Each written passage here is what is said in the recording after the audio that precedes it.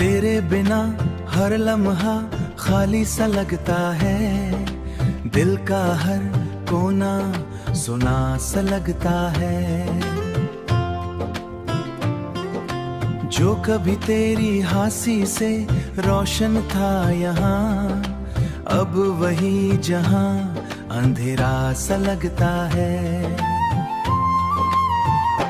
तेरी यादों की बारिश थमती ही नहीं, भीगे हुए ख्वाब सूखते ही नहीं।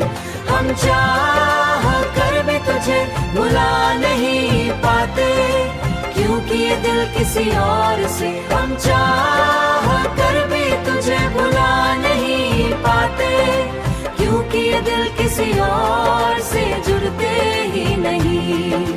कभी तेरे साथ हर दर्द भी हंसी था, अब हर खुशी भी बस अधूरी सी है।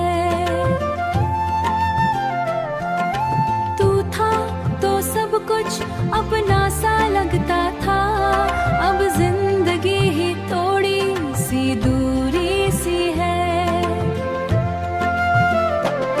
तेरे जाने का गम अभी जिंदा है, हर सांस में तेरा ही नाम जिंदा है।